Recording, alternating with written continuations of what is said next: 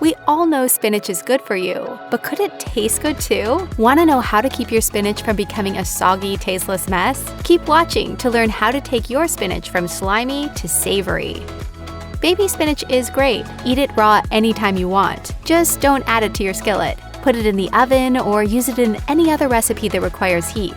For that, you want mature spinach, which are those dark green leafy bunches you see at the store or farmer's market. You might have to look a little bit harder to find it, as most spinach at the store is the baby stuff. But trust us when we say it will be worth it. That's because the very qualities baby spinach is prized for when eaten raw, tender leaves with a delicate flavor, cause it to break down too quickly when it's cooked, thus leaving you with a slimy mess. Mature spinach, on the other hand, has a more robust flavor and texture that stands up to cooking without losing too much structure or becoming soggy. Mature spinach performs much better in heat-requiring recipes, like sautéed spinach, soups, pasta sauces, and more.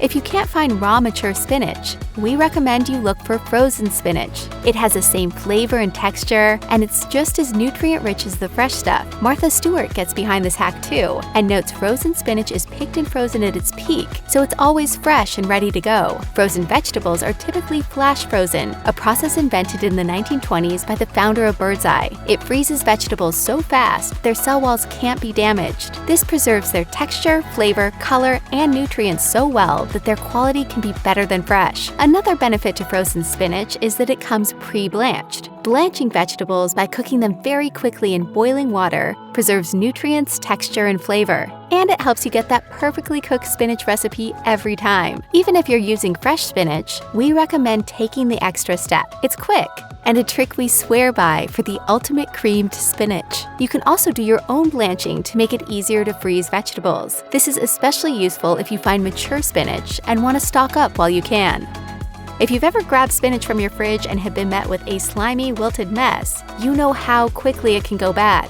Like many leafy greens, its high water content and delicate structure leave it particularly prone to spoiling. The best way to help it stay fresh longer than a day is to make sure it stays thoroughly dry. We recommend picking out any leaves that have already yellowed or gone bad and rinsing the remaining spinach. Afterward, pat it dry with a paper towel. Once every single spinach leaf is dry, it's best to store it in an airtight container or salad spinner lined with more paper towels to soak up any moisture you missed. Kept in the refrigerator this way, spinach should stay good for up to a week. If you buy pre-packaged spinach, it's probably already been washed. But if you're getting it fresh, you'll want to rinse it before cooking. Rinsing veggies helps wash away bacteria that could make you sick, along with residue left over from farming or processing. Just wait to rinse your spinach until right before it's ready to cook. Otherwise, your greens will go bad faster if you continue storing them in the fridge. While you might see products made specifically for washing produce, water works just as well. Research conducted at the University of Maine indicates that soaking produce for a minute or two in distilled water works just as well as soaking it in the produce wash. Speaking of soaking though, the Centers for Disease Control and Prevention actually recommends rinsing under running water, which is great since that's even easier than a soak. Make sure your spinach is completely dried off before you cook it to keep it from getting soupy. Chances are you probably notice the mysterious vanishing act spinach pulls every time you add it to a pan. The science behind this illusion is a rapid and drastic loss of water.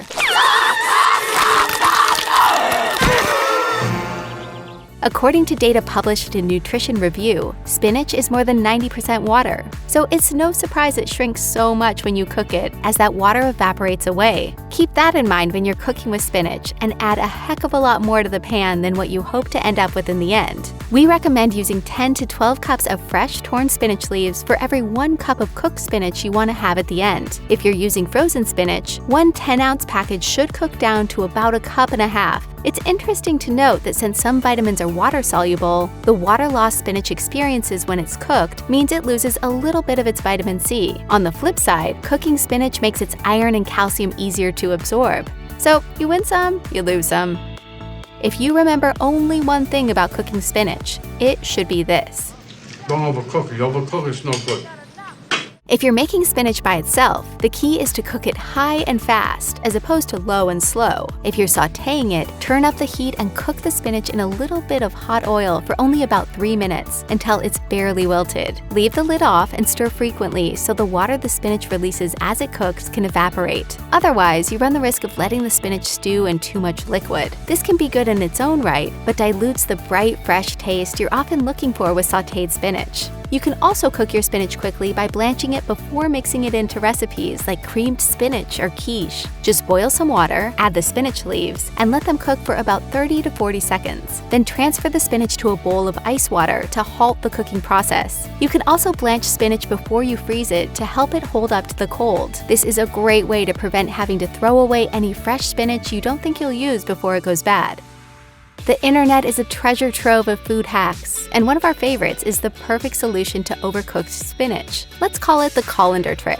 The best way to avoid exposing your spinach to too much heat is to avoid letting it touch the stove at all. Instead of submerging your spinach in boiling water on the stove or exposing it to the direct heat of a hot pan, put it all into a colander and slowly, carefully pour boiling water over the top. Since the water drains through the colander, the spinach is only exposed to heat for a short amount of time. It wilts quickly instead of overcooking or becoming waterlogged. The spinach you get is bright and perfectly tender every time. If you don't already have a colander, this is just one of many reasons to invest in one. They're good to have on hand for everything, from washing veggies to steaming them.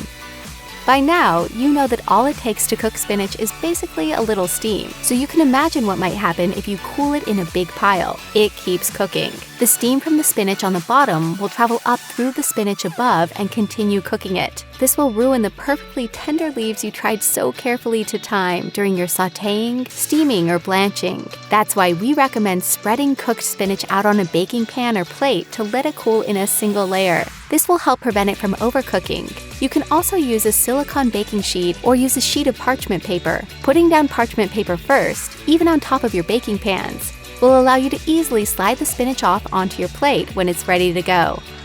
One of the major complaints about spinach is this. Oh, God, it's all watery. Nobody wants extra water with their spinach. Even if you do everything you can to minimize the wateriness of your spinach while it cooks, there's still going to be some water left. If you're planning to incorporate it into another recipe like lasagna, spanakopita, or quiche, you'll want to give it a squeeze. Now, there are several ways to remove water from your spinach, and several ways not to. Let's start with the latter. Don't use a dish towel unless you want it tie-dyed green and white.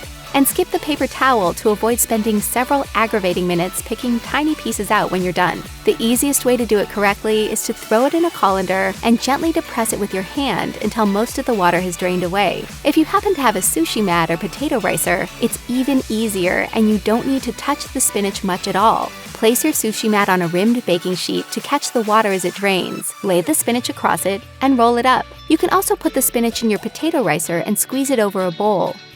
If you turn up your nose at spinach, it could be because the spinach you've eaten has lacked sufficient flavor. Spinach can be a little bland on its own, but it's the perfect canvas for adding flavor. So don't be too stingy with the salt and pepper. Garlic goes very well with spinach too. We recommend you try sautéing spinach with a few whole garlic cloves to give it a subtle kick of flavor throughout. And we love Rachel Ray's recipe for wilting spinach in garlic and oil. The possibilities don't stop at sautéed spinach either. While that's definitely a common and easy way to make it, spinach is also the star ingredient in many recipes, some that seem a bit more complex. From creamed spinach with caramelized onions and garlic in a thick butter-based roux. Or there are a plethora of pasta dishes that include a heaping helping of spinach. Give them a try, and you might be surprised by how easy they actually are to make, especially compared to how fancy they taste.